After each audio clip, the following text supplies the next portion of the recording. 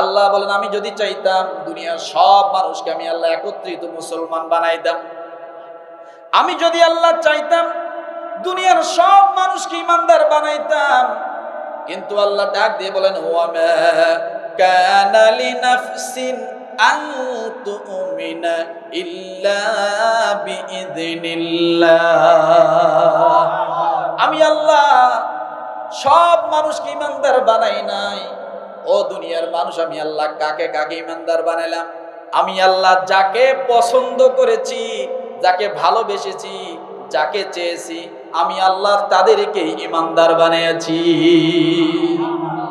এই জন্য রব্বুল আলামিন ডাক দিয়ে বলেন ইয়া আইয়ুহান নাসু ক্বাদ জাআকুম বুরহানুম মির রাব্বিকুম ওয়া আনজালনা ইলাইকুম নূরাম মুবিনা।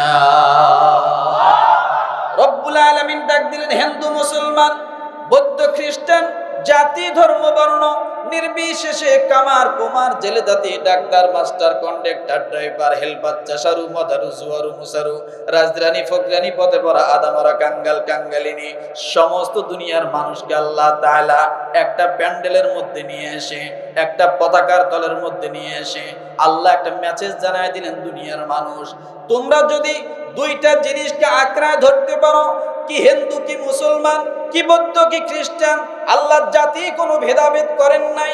আল্লাহ ডাক দিয়ে বললেন মানুষ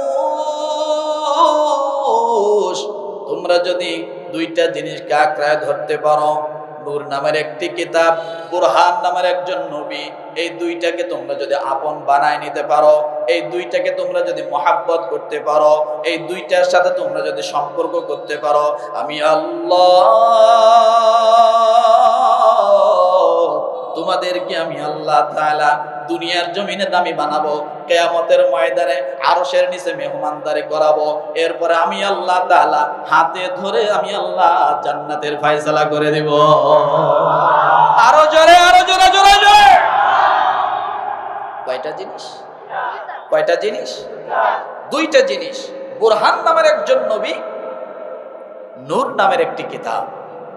এই দুইটা জিনিসের সাথে যদি আপনার সম্পর্ক থাকে, দুনিয়ার কোনো সম্পর্ক আর প্রয়োজন নাই।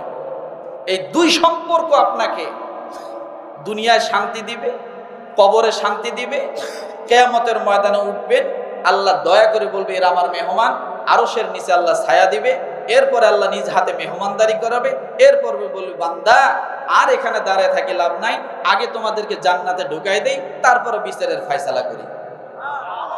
আরো আসতে বলেন। কয়টা? দুইটা কিতাব। এই দুইটা জিনিস, একটি হলো কুরআনুল কারীম, আরেকটা হলেন নবী। এই দুই জিনিসের সঙ্গে যদি সম্পর্ক থাকে, কেন এত দামি? রব্বুল আলামিন সূরা ওয়াকিয়ায় বলেন ফালা উকসিমু বিমাওয়াকি'ন নুজুম ওয়া ইন্নাহু লাকাসামুল লাউ তা'লামুনা আযীম ইন্নাহু লাকুরআনুন কারীম। আচ্ছা বলেন, মসজিদ আমাদের কাছে কি দামি না? জোরে বলতে হবে। কাবা আমাদের কাছে কি দামি না? বাবা আমাদের কাছে কি দামি না? মা আমাদের কাছে কি দামি না? কুরআনুল কারীম আমাদের কাছে কি দামি না? আল্লাহ পাক রব্বুল আলামিন এই কোরআনকে ইজ্জত দিতে যায়। কোরআন কত বড় সম্মানিত কিতাব। আল্লাহ কোরআন ধরে কোরআনের কসম করেছেন, সুবহানাল্লাহ। আল্লাহ কোরআনের কসম করেন ফালা উকসিমু বিমাওয়াকি'ন নুজুম ওয়া ইন্নাহু লাকাসামুল লাউ তা'লামুনা আযীম। আল্লাহ ডাক দিয়ে বলেন আমি কোরআনের কসম করে বলছি, ইন্নাহু লাকুরআনুন কারীম। নিশ্চয় এটা একটা সম্মানিত কিতাব। সুবহানাল্লাহ বলে। কোরআন কি? জোরে বলে। কেমন সম্মান কোরআনের? আল্লাহর সম্মান যত বড়, কোরআনের সম্মান তত বড়। সুবহানাল্লাহ বলে। আল্লাহর সম্মান যত বড়, কোরআনের সম্মান তত বড়। যার কারণে কোরআন যত জায়গায় স্পর্শ করবে, সেটা যদি একটা মরা গাছ হয়, সে গাছের দাম আল্লাহ বাড়ায়া দেয়। কোরআন যদি একটা কাপড়ের গিলাপে তৈরি হয়ে কাপড়ের কোরআনের সাথে স্পর্শ হয়, আল্লাহ ওই বেদামি কাপড়টাকে আল্লাহ দামি বানায়া দেয়। কোরআন যদি কোনো মানুষের সিনার সঙ্গে স্পর্শ হয়, আল্লাহ তাআলা ডাক দিয়ে বলে, ওই সিনাওয়ালাকে যদি কোনো মানুষ ভালোবাসে, আমি আল্লাহর ভালোবাসায় পরিণত হয়ে যাই। তার মানে কোরআনকে ভালোবাসা মানে, আর কোরআন যারা ধারক, কোরআনের ধারক বাহক হাফেজ কোরআন, এদেরকে যদি কেউ ভালোবাসে, আল্লাহ কি বলেছে? আমি আল্লাহকে ভালোবাসা হয়। তাহলে এই কোরআন যত জায়গায় স্পর্শ করবে, আল্লাহ নবী ডাক দিয়ে বলেন, ইজামা তাহামিল কুরআন, যার ভিতরে কোরআন আছে, আউহুল্লাহু ইলাল্লাহ, একজন কোরআন ওয়ালা যদি কবরের মধ্যে যায়, আল্লাহর নবী জনাবে মুহাম্মদ রাসূলুল্লাহ সাল্লাল্লাহু আলাইহি সাল্লাম উহুদের দুইজন সাহাবীকে দাফন করবেন। উহুদের ময়দানে শহীদ হয়েছেন দুইজনকে নবীজি নিজ হাতে দাফন করবেন। আল্লাহ নবী এমন সময় দুইজন লাশ সামনে রাখলেন। রাসূলুল্লাহ সাল্লাল্লাহু আলাইহি সাল্লাম বললেন, জিজ্ঞাসা করলেন সাহাবায়ে কেরামকে, এই দুইজনের মধ্যে কোরআনকে সবচেয়ে বেশি ভালো জানে? সাহাবায়ে কেরাম বললেন, ইয়া রাসূলুল্লাহ, এই সাহাবী কোরআন বেশি ভালো জানে। আল্লাহর নবী বলেন, এই সাহাবীর লাশটাকে আগে দাও। আমি নবীজি নিজ হাতে সাহাবীটাকে কোলে করে নিয়ে কবরে শোয়াই দিই সবার আগে। সাহাবায়ে কেরাম আশ্চর্য হয়ে গেল। কোরআন জানার কারণে আল্লাহর নবী নিজ হাতে ওই সাহাবীর লাশটা সবার আগে দাফন করে, এরপরে পশ্চিম দিকে কিবলা করে দিয়ে সাহাবায়ে কেরামকে শোয়াই দিলেন। সাহাবায়ে কেরাম আশ্চর্য হয়ে গেলেন।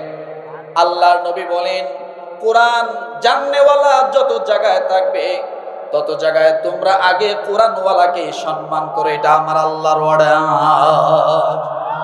কার অর্ডার? কোরআনওয়ালাকে ভালোবাসা দেয় কে?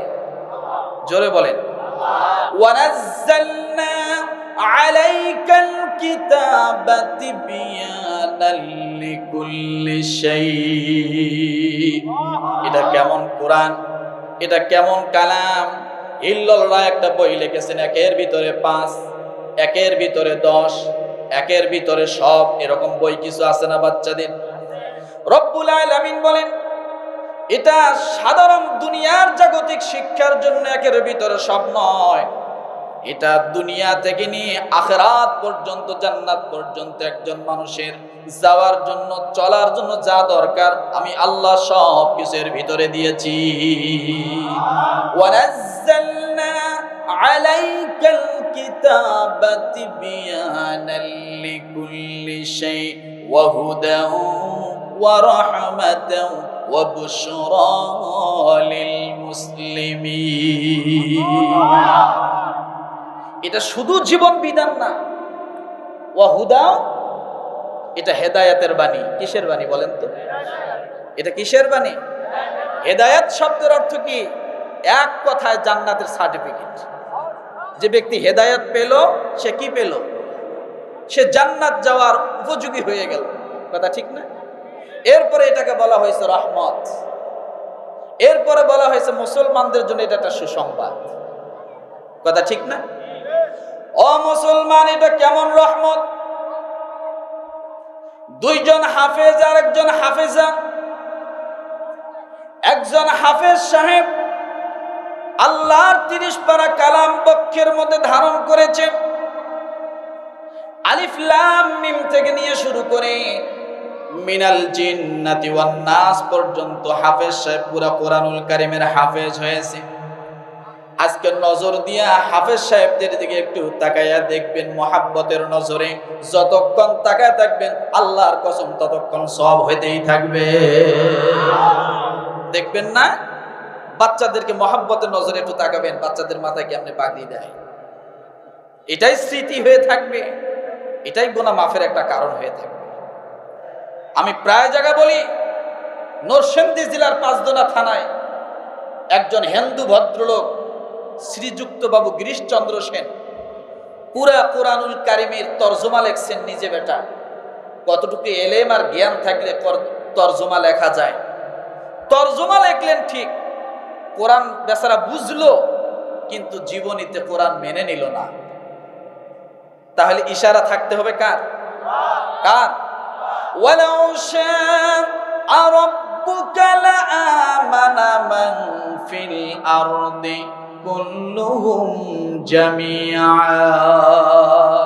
আল্লাহ তাআলা ডাক দিয়ে বলেন সূরা ইউনূসে, আল্লাহ বলেন আমি যদি চাইতাম দুনিয়ার সব মানুষকে আমি আল্লাহ একত্রিত মুসলমান বানাইতাম।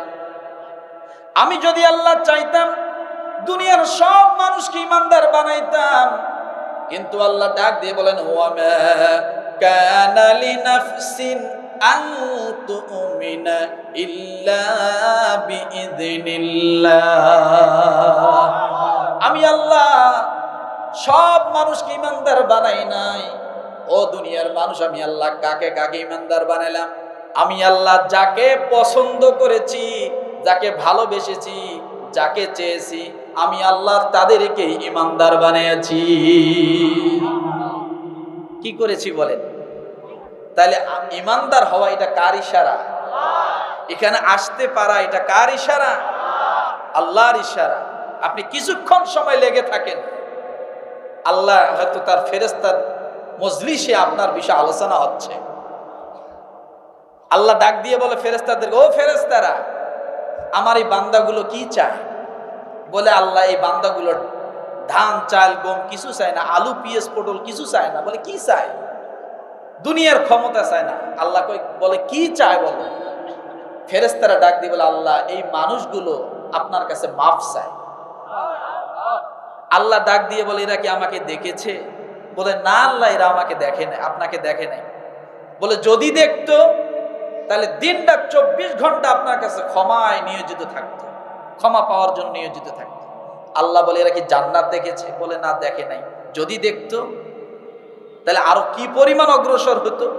আল্লাহ ডাক দিয়ে ফেরেশতাদেরকে বলে, ও ফেরেশতারা, আমার যে বান্দাগুলো আমাকে কোনোদিন দেখলো না, জান্নাত কোনোদিন দেখলো না, না দেখে তারা এইভাবে কোরআনের আমার কালাম শোনার জন্য আসছে, তোমরা সাক্ষী থাকো আমার বান্দাদেরকে আমি এক্ষণে মাফ করে দিলাম, জীবনের সব গুনাহ মাফ করে দিলাম। এই জন্য ঈদের সময় দেখবেন সব মানুষ একটা খুশি খুশি ভাব থাকে। ঈদের দিন থাকে না? চিনি সেমাই খাওয়ার জন্য খুশি, গরু কুরবানি দিবে এই জন্য খুশি, গরুর গোশত খাবে এই জন্য খুশি। সেমাই তো আজকেও কিনতে পাবেন, কিন্তু ঈদের দিন মানুষ যে খুশি থাকে ওই পরিমাণ খুশি কিন্তু অন্য দিন থাকে না।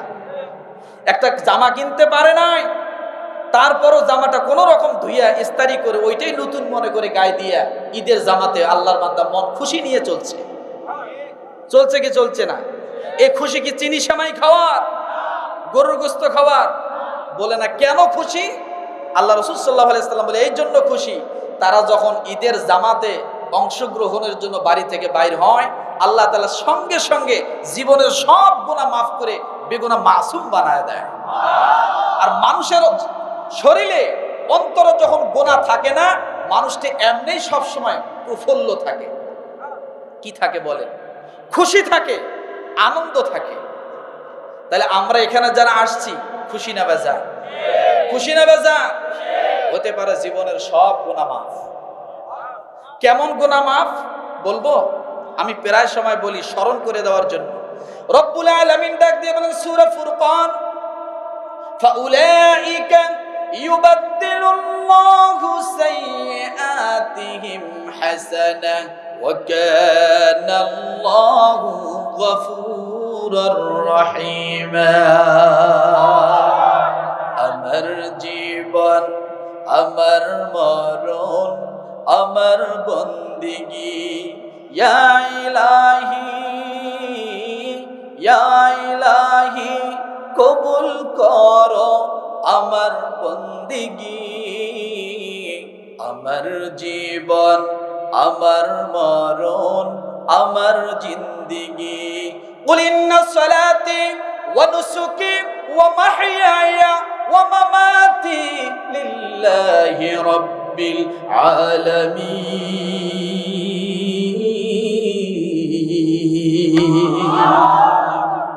এটাই আমার জীবন, আমার মরণ, আমার হায়াত, আমার মৌত কার জন্য? জোরে বলেন কার জন্য?